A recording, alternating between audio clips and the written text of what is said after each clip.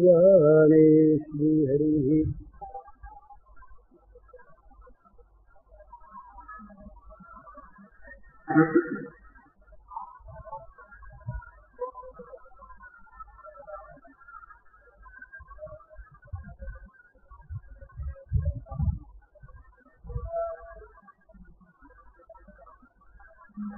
सवेरे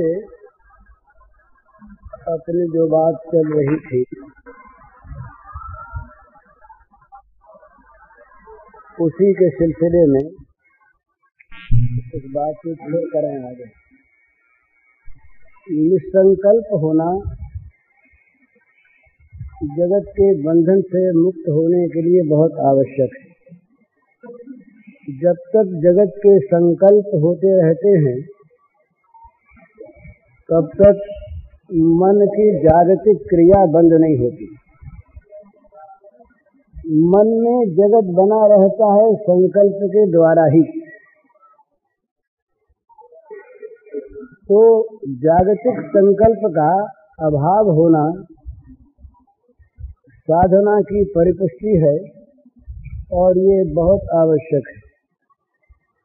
परंतु कहना तो सहज है, सर्व संकल्प का हम संन्यास कर दें, सारे संकल्पों का हम परित्याग कर दें, हमारा मन संकल्प रहित हो जाए, मन में किसी प्रकार की कोई कल्पना उठे ही नहीं, ये है बड़ी बढ़िया बात और होनी चाहिए ही। परंतु मन का निसंकल्प होना सहज बात नहीं। इसलिए दूसरा एक तरीका ये कि संकल्प होते रहे। संकल्पों का अभाव न होता हो न सही, न किया जा सके तो संकल्पों से पुष्टि करने की आवश्यकता नहीं। संकल्पों से लड़कर संकल्पों का निवारण करना बड़ा कठिन होता है। भला वो लड़ने के संकल्प उठने लगेंगे, फिर जति समाज ध्यान धरें, डरे हुए भारी लोभ मोह कोह काम की। यति समाज त्यागी समाज भी रातों जागते हैं, क्रोध काम मोह लोभ कहीं ना आ जाए, इसीलिए उनको और कुछ नहीं करना। तो संकल्पों के निरसन के लिए, संकल्पों के अभाव के लिए संकल्पों की सृष्टि करनी पड़ेगी। संकल्प बंद नहीं होंगे तो संकल्पों से लड़ना छोड़ दे। जो लड़ सकते हैं बहादुरी के साथ, उनका निषेध नहीं है, बड़ा सुंदर लड़े। पर सीधा रास्ता दूसरा उससे कि संकल्पों से लड़ना छोड़ दे, संकल्पों का विषय बदलने की चेष्टा कर। जगत के स्थान में भगवत संकल्प करे। ये भगवान का लीला गुणानुवाद श्रवण मनन पठन किस लिए? क्या व्यास जिन्होंने वेदों का विभाग किया, जिन्होंने ब्रह्म सूत्रों की रचना की, जो ब्रह्म सूत्र सभी प्रकार के वेदांत संप्रदायों के आदर्श हैं, उन्हीं को लेकर सारी साधनाएं आगे चलती हैं। सिद्धांत का निरूपण वहीं से होता है। वो व्यास क्या इतने निकम्मे बैठे थे कि वेदांत का परिशीलन छोड़कर वे लीला कथा का गान करें? क्या नारद इतने वाहियात आदमी जो व्यास को शांति प्राप्त करने के लिए लीला कथा का गान करने का अनुरोध करें? व्यास अपने को अशांत पाते हैं। संकल्पों का परित्याग व्यास में स्वाभाविक माना जाता है, क्योंकि व्यास भगवदावतार है, वेदांत सूत्र के निर्माता हैं। व्यास में संकल्प क्यों हो, तथापि चाहे लीला से ही हो, व्यास अशांत होते हैं। नारद कहते हैं कि आपको शांति इसीलिए नहीं मिली कि आपने निरूपण किया ज्ञान विज्ञान का, परंतु भगवत लीला रस का मधुर मधुर पान न किया न कराया, इसलिए आपका चित्त अशांत है।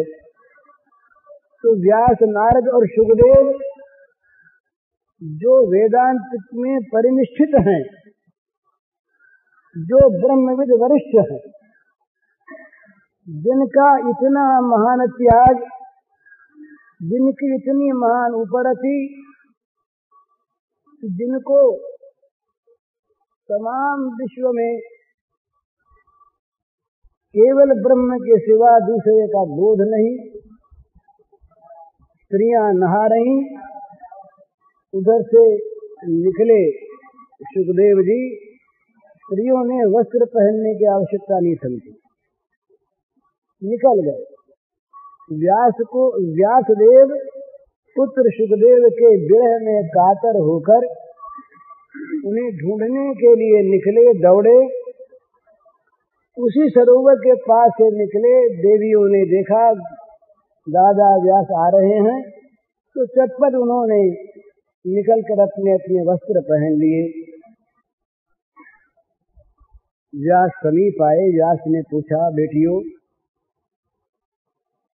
अभी शुकदेव गया इधर से, तो तुम लोग ऐसे ही नहाती रही, और मैं आया, तुमने वस्त्र पहन लिए। तो मानो उन्होंने कहा कि आपने कहा बेटियों कहा ना, तो आपको ये पता है कि ये स्त्रियां हैं, ये बेटी कैसे कहते? पर शुकदेव को बेटी बेटे का कुछ पता नहीं, वो वृक्ष है या आदमी है ये उन्हें पता नहीं। तो जिसके सामने कोई भी वस्तु अपना स्वरूप नहीं रखती बाहरी, उसके सामने कपड़ा पहनो तो क्या, न पहनो तो क्या, आपको महाराज ये पता है। इतने वेदांत परिनिष्ठित शुकदेव, वो महाराज भागवत गान सुनकर लट्टू हो गए।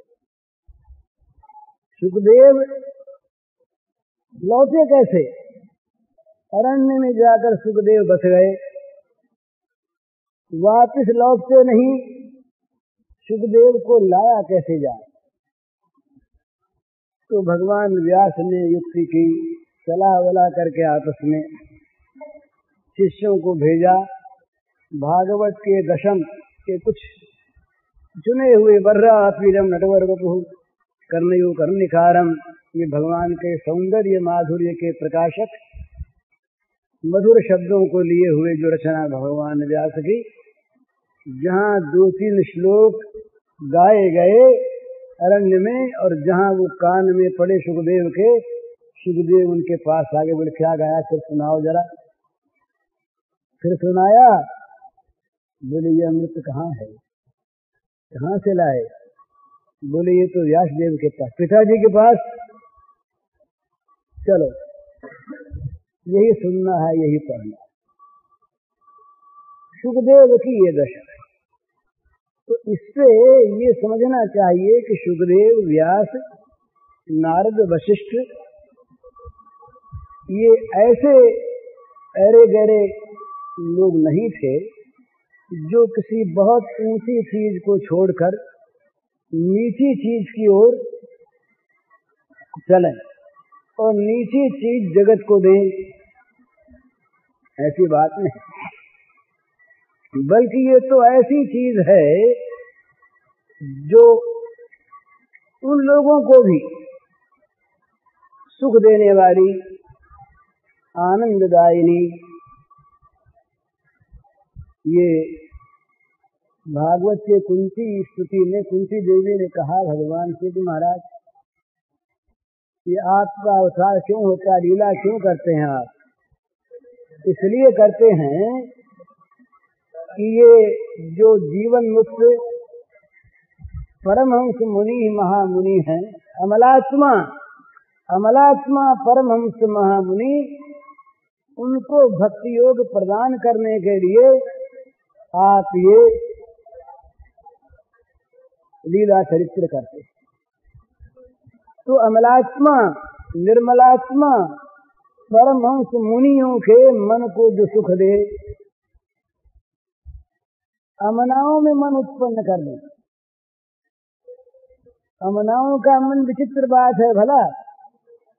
अमनाओं में जो मन पैदा होता है वो मन बड़ा पवित्र हुआ करता है।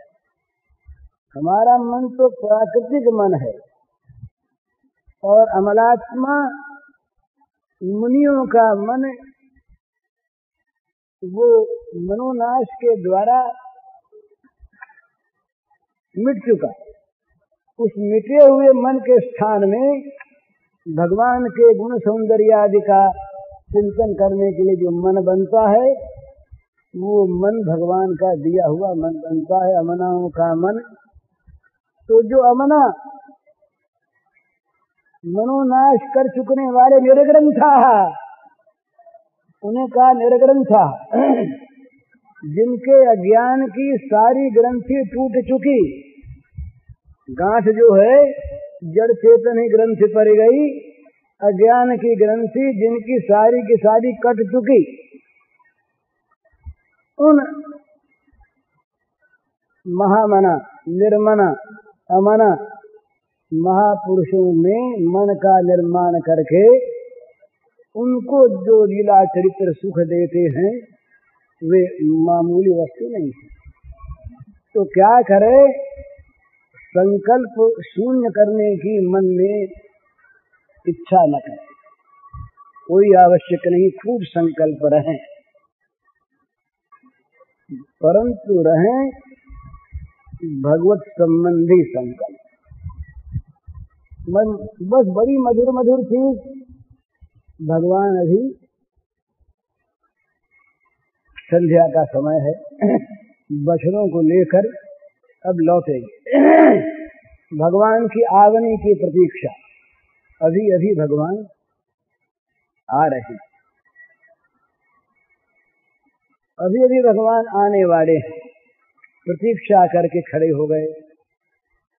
अब मन में वही भाव, अब मन में संकल्प विकल्प यही होते हैं, अब आते होंगे, अब ये काम, अब वो बछड़ों के पीछे पीछे होंगे, अभी मुरली बजाते होंगे।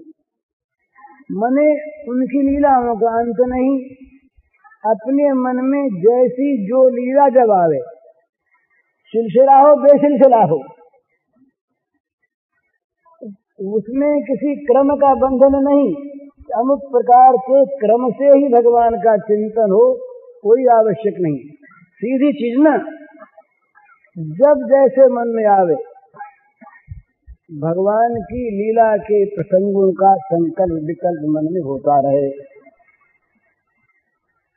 कभी ये कभी वो, और फिर मन में ये भी आ जाएगा, हम भी खेलें, हमको भी बना ले। ये महाराज एक साधना की बात है, वो कहें कि नहीं पता नहीं, पर तो ऐसी एक चीज है, निकुंज साधना की एक बात है, उसको मोटे रूप में कह देना है। निकुंज साधना में क्या करना पड़ता है, संकल्पज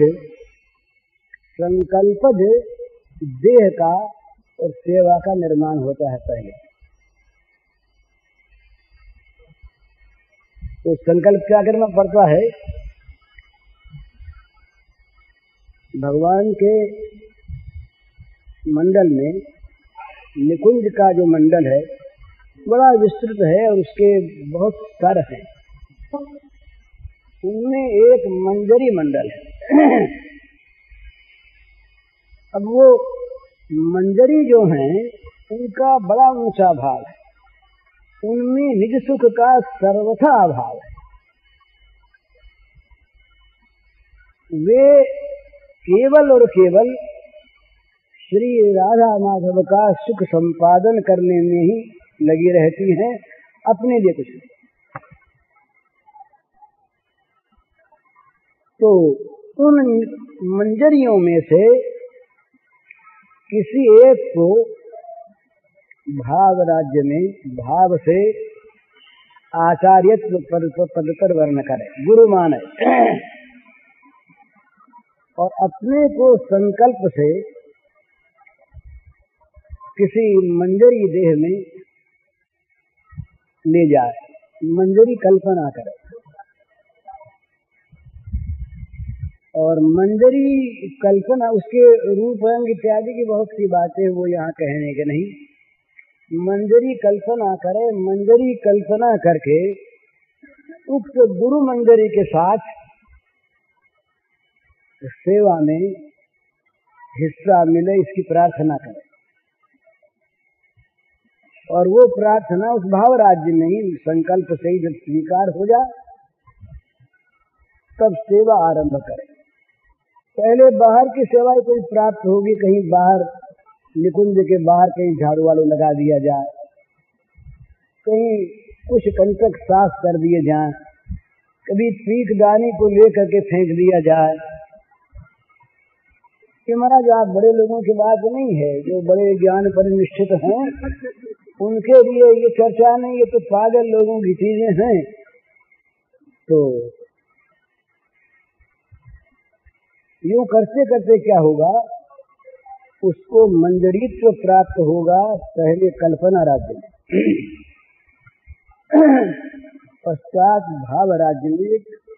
इसके बड़े शास्त्र हैं, एक रासोल्लास तंत्र है, इसमें बड़ी विधि है। और केवल विधि से काम नहीं चलता, विधिवत साधना में प्रवृत्त होना पड़ता है। तो फिर क्या होता है कि मंजरी देह की प्राप्ति हो जाती है।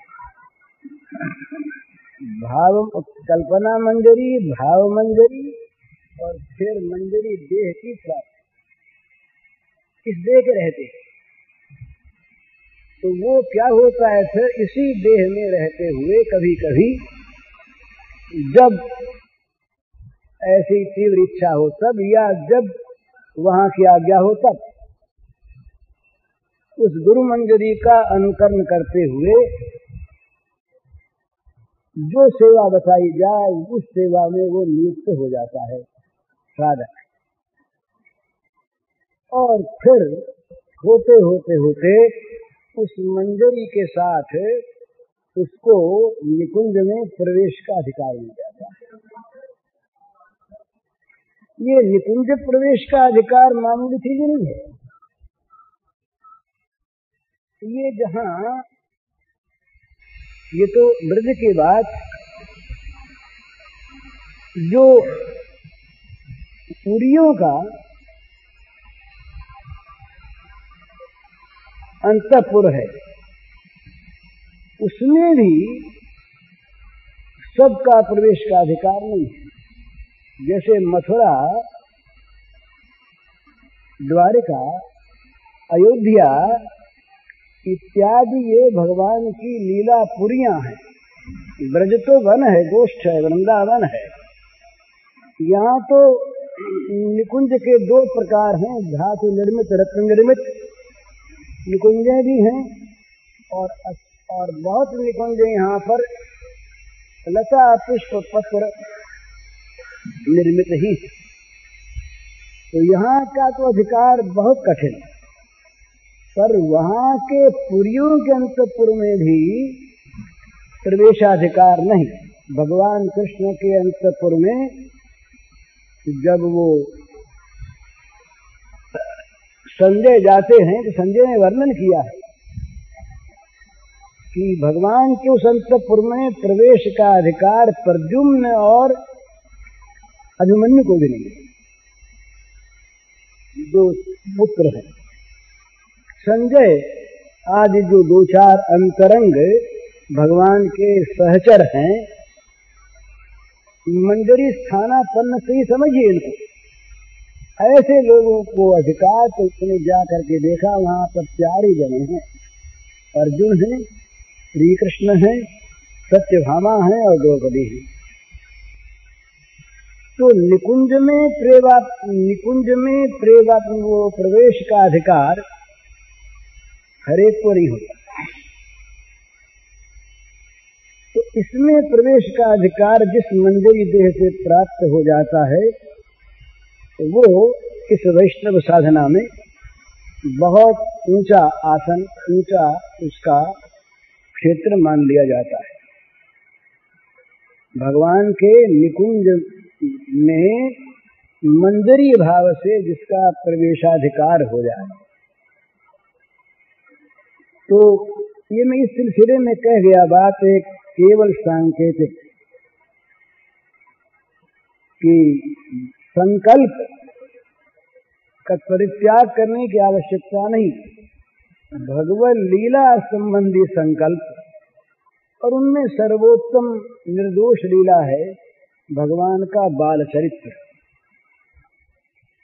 भगवान के प्राकट्य से लेकर गोवर्धन उठाने तक का जो ये बाल चरित्र है, ये सर्वथा निर्दोष, सबके काम की चीज, घर में देखी हुई अपने बच्चों की क्रीड़ा, उसी को भगवान में देख ले, कुछ करना कराना नहीं विशेष, और उसका संकल्प होने लगे तो क्या होगा? कुछ दिनों बाद ये करके देखने की चीज है, ये पर करके वही देख सकता है जो करना चाहे। जो केवल सुनकर कौतूहल से बोले हम करेंगे और आप करवा दो, ऐसे कहने वाले सबसे अधिक मिलते हैं। तो हम करवा लो, हमें न करें अपने लिए, हमारे में अगर करवाने की शक्ति हो तो हम करें अपने लिए। तो ये सब फालतू टालने के बाद जो करना चाहता नहीं और चाहता है। तो यदि मन में पैदा हो जाए आकांक्षा तीव्र, तो ये सीधी चीज, घर में देखी हुई चीज का भगवान के साथ संबंध जोड़ने क्यों नहीं जोड़ सकते? फिर क्या होगा? कुछ दिनों बाद करके देखने के बाद, इसलिए मैंने कही कि हमारे बिना चीते, हमारी बिना कल्पना के, अकल्पित, कभी मन में आई हुई लीला नहीं। इस प्रकार की लीला चलते फिरते, उठते बैठते, जागते, सोने की बात नहीं, हमारे मनों में आने लगेगी। ध्यान करना नहीं पड़ेगा, वो लीला के दृश्य सामने आने लगेंगे जबरदस्ती, पर आने लगेंगे उनके जो उनको पकड़ना चाहे। उपेक्षा करेगा तो वहां तक तो आएंगे ही नहीं, मन इच्छा में नहीं आते।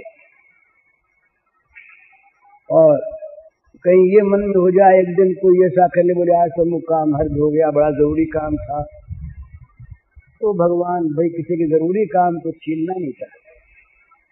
तुम्हारी जरूरी चीज, जरूरी काम, जरूरी घर, जरूरी मकान, जरूरी पति पुत्र, जरूरी सारे सामान, ये खूब मजे में जरूरी को अपने पास रखो।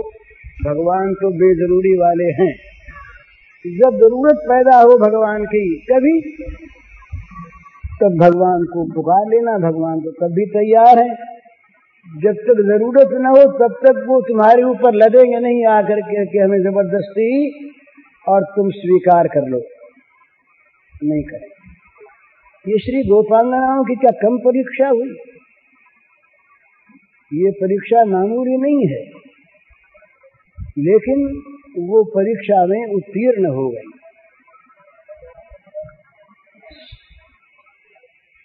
वो इस प्रकार के प्रलोभन, इस प्रकार के भय सामने आते हैं। कहाँ जो होगी परीक्षा? अरे रास मंडल की परीक्षा कम परीक्षा, वो तो क्या, उसके शब्दों को खाली पढ़ लेते हैं, नरक में जाओगी, पतियों को छोड़ करके आई हो। ये किसी पतिव्रता सती का काम नहीं, ये भगवान कहते हैं, दूसरा कोई नहीं कहते। डर जाए, कांप जाए आदमी उसी वक्त।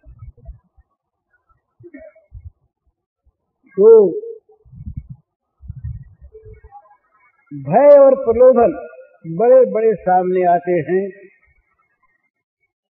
और परीक्षा होती है महाराज, सबसे बड़ी परीक्षा होती है स्वसुख की।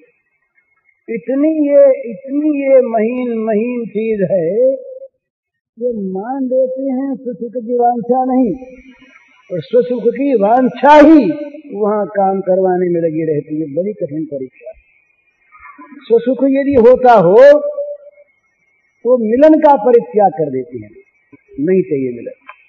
अगर स्वसुख है उसमें तो मिलन का परित्याग नहीं चाहिए। मिलन कितना बड़ा त्याग। तो ये तो पीछे की चीज है, हम तो बहुत पहले की चीज कहते हैं।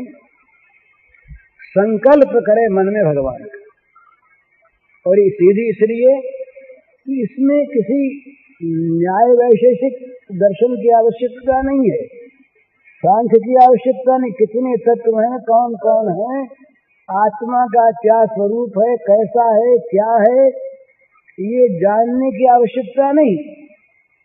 ये जितना जिसको जनाना आवश्यक होगा वो जना देंगे, और नहीं जनाना आवश्यक होगा तो वो कहेंगे भाई तुम ये जान मान कर जहां आते वहां तुमको ले चलते हैं, तुम इनको जान के क्या करोगे, छोड़ो। सर्वधर्मान परित्यज्य। तो ये संकल्प का परित्याग करने की आवश्यकता नहीं, संकल्प का विषय बदलने की आवश्यकता है। जागतिक संकल्प, प्राकृत संकल्प, भगवान से अतिरिक्त संकल्प, ये सब बदल जाए भगवत संकल्प में। वो बड़ी कठिन चीज है महाराज। संकल्पों का परित्याग, संकल्पों का सब तरह का विनाश, ये मामूली बात नहीं है। जबरदस्ती वो चांद, चौथ वाला चांद, कोई चांद देखता नहीं यूं, पर यदि चौथ के दिन कोई याद दिला दे कि आज चांद नहीं देखना है, तो नहीं देखना में दिख जाता है। और नहीं याद नहीं आवे तो कौन हम रोज चांद देखते, बताइए कौन चांद देखता। तो इसी प्रकार से संकल्पों का परित्याग करना, परित्याग करना, परित्याग करना जगत के संकल्पों का। तो जगत के संकल्प का क्या करेंगे, वो जगत का संकल्प आ गया। तो जगत का चिंतन त्याग के लिए भी न करें। ये मनोवैज्ञानियों का एक सिद्धांत है, साइकोलॉजी का एक सिद्धांत है कि त्याग के लिए भी त्याग योग्य वस्तु का चिंतन अधिक न करे। क्या होगा कि त्याग तो होगा या नहीं, हो भी सकता है नहीं भी, पर उस वस्तु का चिंतन होने से वो वस्तु मन के संकल्प में आ जाएगी। तो हमारे यहाँ का जो ब्रह्मचर्याश्रम है वो क्या है, ब्रह्मचर्याश्रम में इस प्रकार का वातावरण, इस प्रकार का साधन, इस प्रकार की परिस्थिति, इस प्रकार का वो गुरुकुल, इस प्रकार के गुरु, सारे के सारे उसके अनुकूल, कि जिससे विषय जगत का उसको पता तक न लगे। ऋषि श्रृंग ने देवियों को मुनि समझा, लंबे लंबे केश वाले मुनि आए थे, लंबे लंबे केश वाले मुनि आए थे, उन्हें ये पता नहीं कि ये कोई स्त्री जाति होती। तो संकल्पों के त्याग के लिए संकल्प करने पड़ते हैं, और संकल्पों का सर्वथा परित्याग कहना बड़ा सहज, होना बड़ा कठिन। तो ये जो कर सके बड़ा अच्छा है, नहीं तो ये तो पहलवानी है, अखाड़े में उतरकर संकल्पों के साथ लड़ना है। लेकिन संकल्पों के विषय को बदल दे। प्राकृत संकल्प के स्थान पर भगवत संकल्प होने लगे। भगवान का चिंतन किसी प्रकार से चित्त में आवे, गीता का विभूति योग है। विभूति योग में भगवान ने एक जगह कहा, द्यूतम छलयसाम अस्मि, जुआ बताया अपने को। किसी भी मनु में, पराशर में, याज्ञवल्क्य में, किसी भी स्मृति में कहीं जुए का समर्थन हो तो बताइए। और भगवान धर्मशास्त्र वेदता, धर्मशास्त्र के आधार और कहते जुआ नहीं। क्यों कहते? किनमें जुआ नहीं? छलयसाम अस्मि। तो उन जुआरियों से कोई ये कहे कि तुम गीता भवन में चल के बैठो, अमुक अमुक स्थानों पर महात्मा आए हैं, वहां जाके संग करो, तुम्हें फुर्सते नहीं, क्यों नहीं जा सकते? तो बोले भैया एक काम, जुआ खेलते हो ना? बोले खेलते हैं। पाशे फेंकते हो? बोले फेंकते हैं। बोले प्रत्येक पाशे में करो ये जुआ भगवान, ये भगवान, ये भगवान, ये भगवान। भगवदाकार वृत्ति हुई कि जुआ छूटा।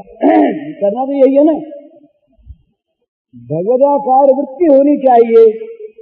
तो जुआरी की वृत्ति भगवदाकार गीता पाठ से कैसे? गीता तो हाथ में मिलेगा, ये दान संग करने नहीं आएगा, मंदिर में जाएगा नहीं। सबको मिलना चाहिए ना।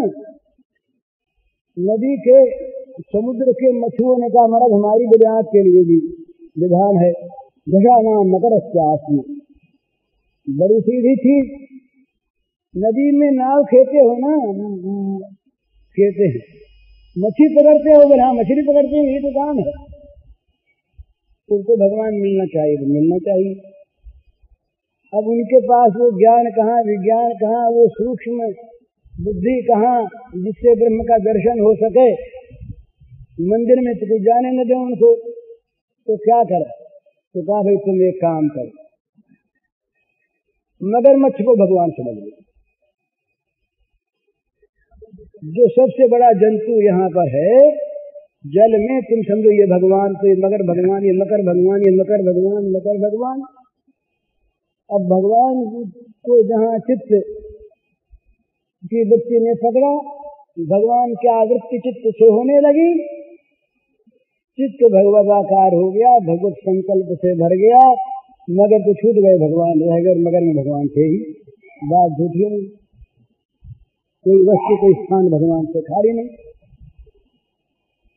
तो संकल्प में भगवत संबंधी विषयों को लाने की चेष्टा करें, और वही विषय सीधी चीज इंद्रियों में आने वाले, भगवान का सौंदर्य माधुरी, इसका संकल्प करे। बड़ा सुंदर भगवान का मधुर, जैसा जैसा अपने मन में आवे उसी प्रकार के भगवान के सौंदर्य की,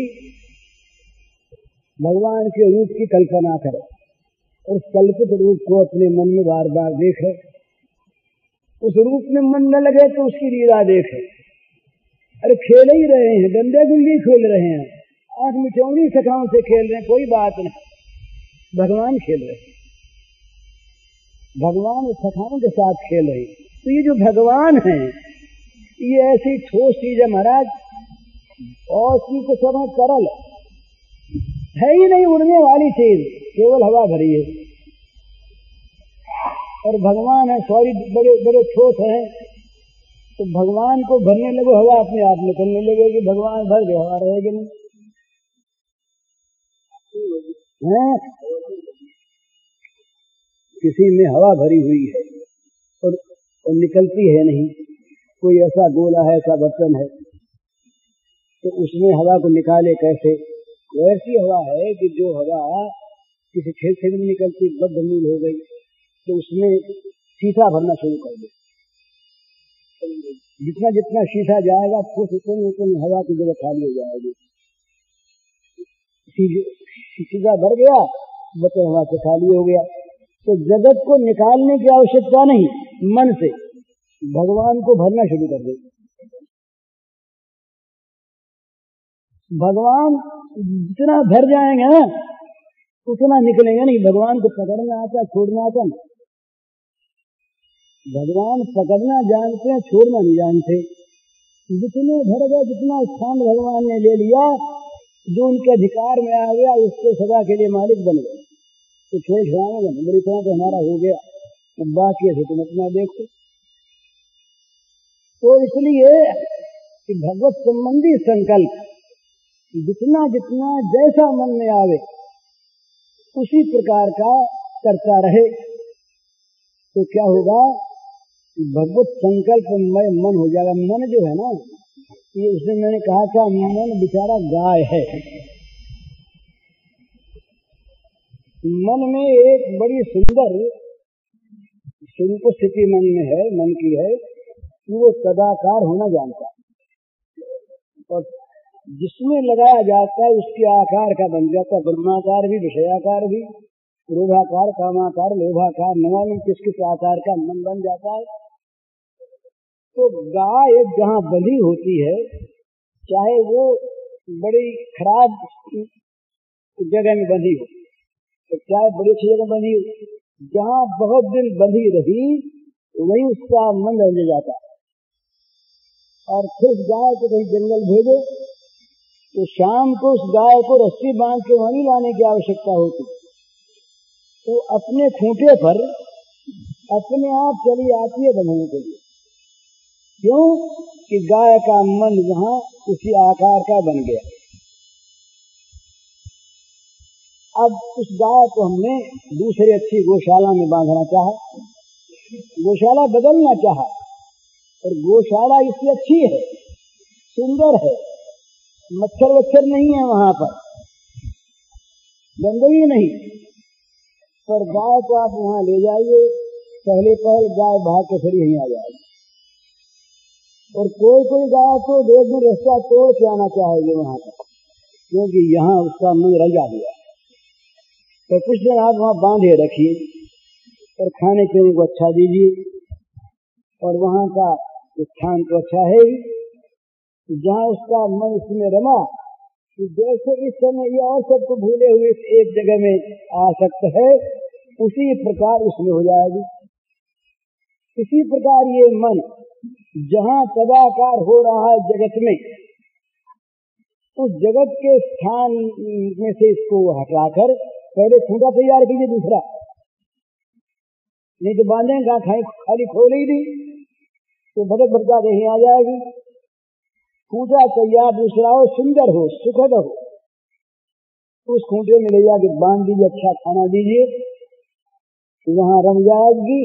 इसी प्रकार वहां जहाँ भोगों में चढ़ा के भगवान में लगाए।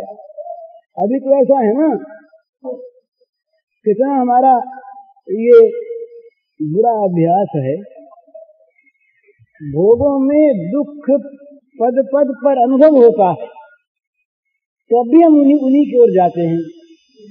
हमारा ऐसा अभ्यास हो गया कि बुरा कटु अनुभव होते हुए भी उसी ओर हम जाते हैं, लेकिन वो मजा आया नहीं, उसका जरा सा मजा इसको चखा दिया जाए तो भगवत संपर्क के संकल्प करने से ये मजा अपने आप आने लगेगा। चित्त चाहता शांति, चित्त चाहता आनंद, चित्त चाहता है द्वंद्व रहित सुख, माने जिसमें दुख मिला हुआ न हो, ऐसा सुख चित्त चाहता है। ऐसा सुख आत्यंतिक नित्य पूर्ण सुख ये सिवा भगवान के और कहीं है नहीं।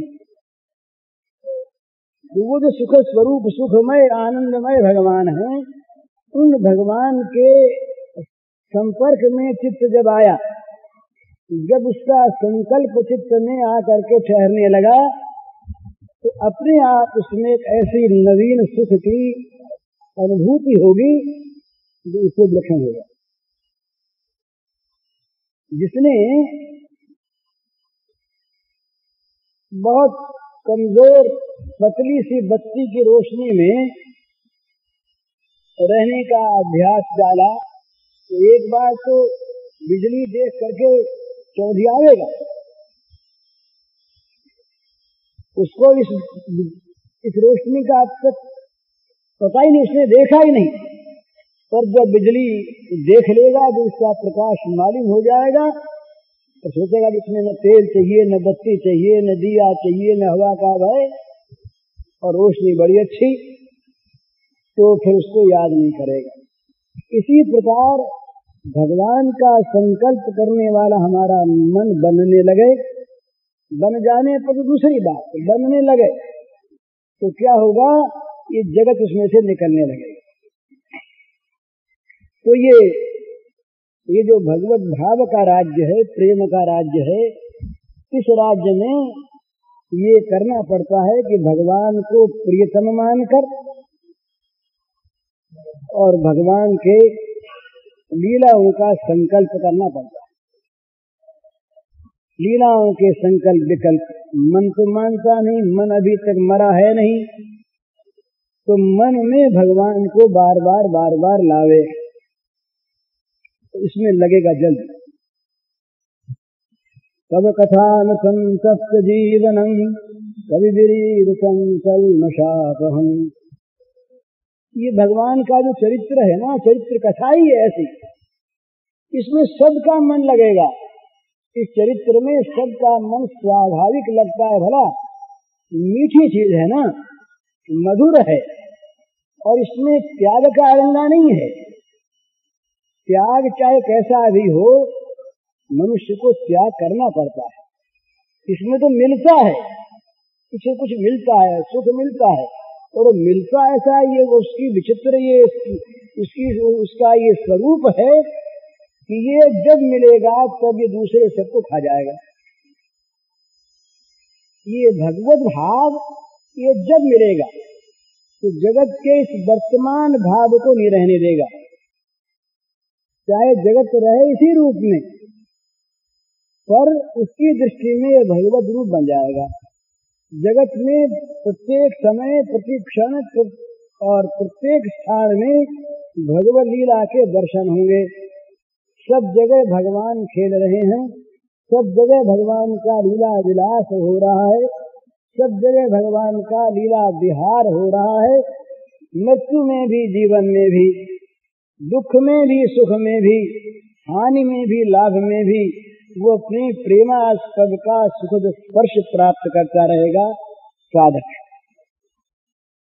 स्पर्श केवल हाथ से नहीं होता, ये जो स्थूल स्पर्श है, स्पर्श का अर्थ है आत्मस्पर्श, ब्रह्म संस्पर्श होता है हमारा। तो ये जितना भी स्पर्श है, भगवत संस्पर्श, भगवान का स्पर्श, ये इतना सुखद है कि इसकी हम लोगों को कल्पना है नहीं, और शब्द उसके लिए है नहीं। शब्द तो मन की भाषा के भी नहीं होते, और अध्यात्म के शब्द हैं नहीं, इनको तो संकेत से बताया जाता है। शाखा चंद्र न्याय से जैसे चंद्र को दिखा देते हैं, इसी प्रकार से सांकेतिक भाषा में बताया जाता है मन की चीज को। बोले भाई ये चीज मीठी, अब कैसे मीठी, गुड़ जैसी कि चीनी जैसी कि शक्कर जैसी कि आम जैसी कि अंजीर जैसी, मिश्री जैसी मीठी। अब जीव ने जो अनुभव किया इस मिठास का, और वो और चीजों का भी उसको अनुभव है, तो जीव बता सकती है कि ये मिश्री का मिठास है कि चीनी का है कि गुड़ का है। वाणी क्या बताएगी? उसी जीव पर जो वागेंद्रिय है, कर्मेंद्रिय, वो नहीं बता सकते। उसी जीव पर, उसी गोलक में जो रसनेंद्रिय है, जो रस का निर्णय कर सकती है, रस की पहचान करती है, रसानुभूति करती है, वो बताए, इसके लिए भाषा नहीं। तो भगवान के संस्पर्श का जो सुख है वो बता नहीं जा सकता, यहाँ की चीज गिरा नैन नैन बिनुबानी। तो क्या है, इसको करना शुरू कर दे अपने संकल्प में, जैसा वैसा ही, अपनी कल्पना के अनुसार। तो क्या होगा कि भगवान सत्य है, सर्वमय है, सर्वत्र है, सबके लिए है और सब समय है। तो भगवान का संबंधी संकल्प भी भगवान चाहें तो सत्य कर सकते हैं, क्योंकि वो वहां पर हैं। उस संकल्पज जगत में भी, उस संकल्पज ध्यान में भी भगवान तो है ही, भगवान का वहां अभाव नहीं। इसलिए जब संकल्प करने लगेंगे भगवान का, तो संकल्प के अनुसार भगवान का दर्शन होने लगेगा। ये यही मैं कह रहा था, करके देखने की चीज। ये होने लगता है, ठीक ठीक ऐसे होने लगता है। और जहां उसमें और आनंद आया विशेष, उसके बाद फिर मन वहां से हटेगा नहीं, फिर वहां उसके लिए त्याग सहज हो जाएगा। इस त्याग जो है ना, इसीलिए कठिन है, इसीलिए त्याग करने में हमको जोर आता है, कठिनता पड़ती है कि हम जिस वस्तु के लिए त्याग करते हैं उसका महत्व हमारी दृष्टि में इस त्याग करने वाली वस्तु की अपेक्षा बहुत अधिक नहीं है। जो वो वस्तु यदि आवश्यक हो, वो वस्तु प्रिय की बात तो अलग रही, आवश्यक भी हो तो उसके लिए त्याग हो जाता है। बोले वे घर में दाल नहीं है, दाल लानी, रुपया ले जाएंगे, दाल पल्ली में डालेंगे, रुपया फेंक देंगे उसके पास। रुपये का त्याग होने में कठिनता होती है क्या बताइए? दाल जो चाहिए, दाल बदले में मिल गई तो रुपये का परित्याग करने में कोई कठिनता नहीं। बोले ठीक ले आया, कुछ सस्ता लाया जी, और आवश्यक चीज क्या और कहीं मिलती नहीं, हम एक ही दुकान पर ले आए, रुपया था ही, 5 रुपये फेंकने में कोई भी किसी को दिक्कत होती है क्या? पर रुपये को छीन ले और बेकाम की वस्तु में रुपया खर्च कर दें तो पश्चाताप होगा, बड़ी भूल के भाई हमने धन खर्च कर दिया। तो भगवान की आवश्यकता और भगवान में प्रियता, ये दो हो जाए तब तो कोई बात ही नहीं। प्रियता तो सर्वोपरि, प्रियता होने पर तो एक नई चीज पैदा होती है, वो होती है भगवान के मन का निर्माण। उस प्रेमी के लिए भगवान मन का निर्माण करके उसके साथ मिलना चाहते हैं। वीक्षरंत मनस्चक्रे भगवान पितारात्रे शरदोत्फुल्ल मल्लिका वीक्षरंत मनस्चक्रे युग माया मुपाश्रिता है। वीक्षरंत मनस्चक्रे भगवान स्वयं रसास्वादन करना चाहते हैं।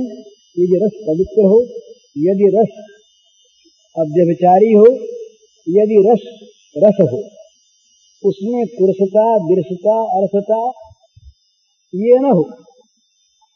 जहाँ विषय वो रस कुरस है, जहाँ सुखाकांक्षा वो रस विरस है, विपरीत रस है। रस की साधना वो है जो रस भगवान के सुख का साधन हो, वो तो रस, और जो रस अपने सुख का साधन हो वो विपरीत रस, वो विरस जैसे विकर्म होता है, वो विरस। और जिसमें केवल विषय भरा हो वो पुरस, और जो वास्तविक आनंद का प्रदान करने वाला न हो वो अरस। अरस पुरस विरस रस न हो, सरस रस हो, तो क्या होता है कि उस रस का आस्वादन करने के लिए भगवान चले आते।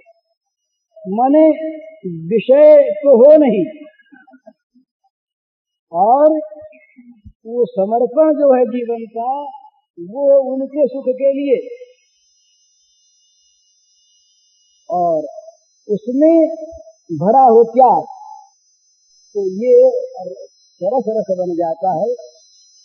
इसमें प्रेम रस रहता है, तो सरस रस जहाँ पैदा हो गया वहां तो उसको लेने भगवान आ जाएंगे। जिसको सरस रस होता है प्रियता में, प्रियत्व में, जहाँ भगवान प्रिय लगे उनका नाम प्रिय हो गया, उनका गाना प्रिय हो गया, उनका तत्व प्रिय हो गया, उनकी बात प्रिय हो गई, सारा का सारा मधुर हो गया। मधुरायते, वो सब मधुर। ये वल्लभाचार्य जी का एक मधुराष्टक है, सारा मधुरे मधुर। तो ये मधुर क्यों? भगवान के माधुर्य का जब प्राकट्य होता है तो जगत में मधुरता भर जाती है। भगवान के रस का प्रादुर्भाव होता है तो जगत सरस बन जाता है। भगवान के प्रकाश का प्राकट्य होता है तो जगत प्रकाशमय बन जाता है। परंतु जहाँ भगवान का संपर्क नहीं, वहाँ न भगवान का रस है, न भगवान का प्रकाश है, न भगवान का औज्ज्वल्य है, तो वहाँ पर कम है, अंधकार है, पुरस है, विरस है, अरस है, तो भगवान की चाह पैदा हो जाए, आवश्यकता और प्रियता न भी हो कब भी काम होता, बिल्कुल नहीं आवश्यकता है। आवश्यकता हो तो भगवान को आवश्यकता है, धर्म में भगवान को मानकर भगवान को आवश्यकता है। ये तो जीव मात्र सुख चाहता है ना, अखंड पूर्ण नित्य सुख हम सब चाहते हैं, और अखंड पूर्ण नित्य सुख संसार में नहीं, इसीलिए कहीं भी तृप्ति नहीं है। सिद्धांत यही है, इंद्र हो जाए, ब्रह्मा हो जाए, तब भी और आगे कुछ प्राप्त करना चाहते हैं। इसका अर्थ यही है कि हम नित्य अखंड पूर्ण को चाहते हैं। वो चाहे आत्मा हो, ब्रह्म हो, भगवान हो, जो नित्य पूर्ण अखंड है उसे हम चाहते हैं। तो अरे सुनो तो दादा, आवश्यकता तो हो गई, पर कहीं मल का कीड़ा जाकर चट्टी पर बैठ गया और वो कहेगा ये अमृत है, और उससे आवश्यकता की पूर्ति करता रहेगा, तो अमृत कहाँ मिलेगा? बात तो ये, हम तो मल भक्षी हैं, सीधी बात ये है, मल भक्षी हैं। आवश्यकता तो हमको अमृत की है, पर हम तो मल में अमृत मानते हैं ना। मुश्किल तो यह है, दो प्रकार के मच्छरों का वर्णन आता है। ये रामकृष्ण परमहंस महाराज ने कहा कि दो प्रकार की मक्खी होती है, एक मधुमक्खी होती है जो केवल शहद पर रहती है, और एक विष्टा की मक्खी होती है, वो शहद पर भी रहती है, पर कहीं मल दिख जाए उसे तो शहद को छोड़ करके मल पर आ जाती है। इसी प्रकार विषयासक्त जो हम लोग हैं, मेरे जैसे आदमी, उन लोगों का स्वभाव है मलासक्ति।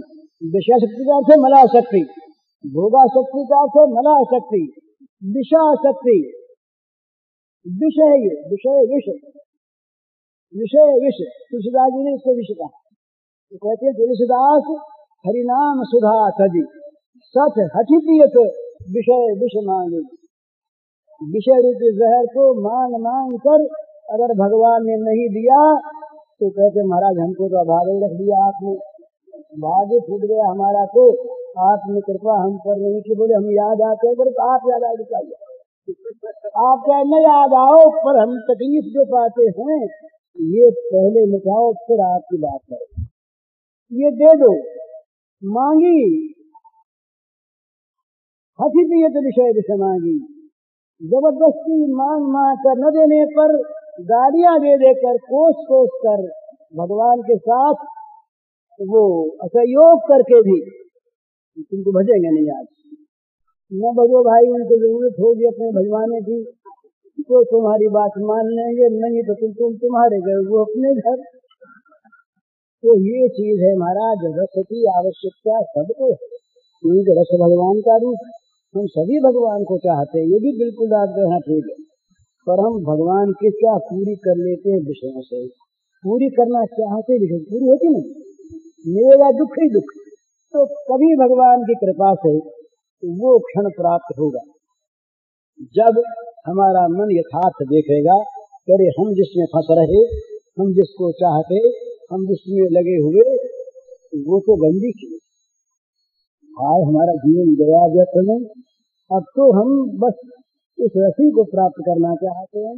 हमने तो जहर को अमृत माना, हमने तो गंदी चीज को मिठाई मान लिया, हमने तो विष को और सुधा समझ लिया। तुलसीदास महाराज यही कहते, पलट सुधा से सठ विषय देही, नरतन पाई विषय मन देही।